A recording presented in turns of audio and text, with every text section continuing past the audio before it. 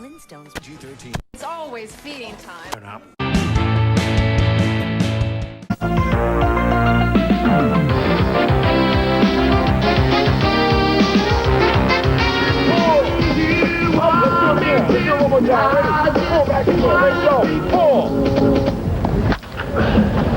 Give me a chance to even dream about busting nobody. You know what I mean? Again?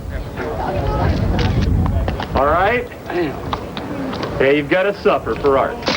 The images of the Oakland A's are Ricky Henderson, MVP. Dave Stewart, the first pitcher since Jim Palmer to win 24 years in a row. Jose Canseco, the most powerful all-around player in baseball. And Dennis Eckersley, 48 saves, 0.61 ERA. But the image that's carried over the winter is the red sweep. The A's are like the 1969, 70, 71 Orioles. They've been the best team in baseball for the last 3 years. They have only one world championship to show for it. Still, the A's are so good that people have to come up with reasons why they won't be back in the World Series. Such as, number one, what about Canseco's back? My back right now is probably better than it's been the last 4 or 5 years, to tell you the truth. It's very healthy. I went through an extensive therapy treatment during the off-season, strengthening the smaller muscles in the upper and lower back that most people don't really use.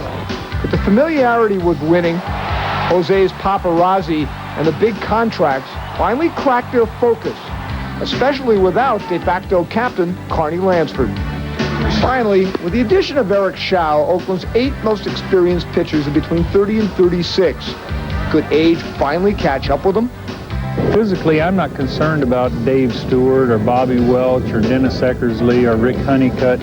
What I see is guys that I feel like are going to be able to compete in 1991, and that's where my concerns are. Pitching, after all, has been Oakland's cornerstone. Last year, their starters won 89 games, 49 by Cy Young Award winner Bob Welch and Dave Stewart. Duncan says it's throwing better this spring than ever. The questions are, can Schau replace Scott Sanderson? Is Reggie Harris really a budding star? And finally, can Mike Moore bounce back from a passive season in which his strikeouts went from 172 all the way to 73? The exclamation mark on this staff is the Eck. Dominant, he's had as many saves as base runners the last 2 years. Control, he went 3-0 on only 2 hitters all last season. And tough, he did not allow a run on the road, which is how the A's went 52 and 29 away from Oakland. The bullpen is deep, it's handled brilliantly, and was 64 for 71 in save opportunities. The A's offense is like the great Cincinnati and Oakland clubs of the 70s. As Reggie Jackson reminds us, speed, power, and guile. Russa believes they can produce more consistently, although they led the division last year in runs, stolen bases, and homers. This year, he has Harold Baines, Ernest Riles, and Willie Wilson, a left-handed balance to their right-handed power. Much is made of Oakland's defensive preparation, but this is a team with 5 or 6 potential Gold Glovers. Rarely do people want to talk about our defense, and if you pushed and shoved me, I would have to admit that the most consistent part of our club is our defense.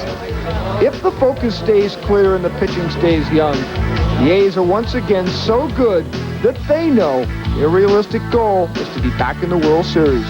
I count on it. I mean, I get most of my hits in the World Series, so I need that part of the year so people think I'm good. This is Peter Gammons, ESPN. You're supposed to grimace like that. I don't think so if I were in 3 straight World Series. I tell you, Billy. Cover girl Cheryl Teagues is going to be the mother. Getty and Jumbo meet. You gave us a try, now hit subscribe. Be sure to YouTube responsibly and hit that like button if you like what you see, because there's plenty of content to come.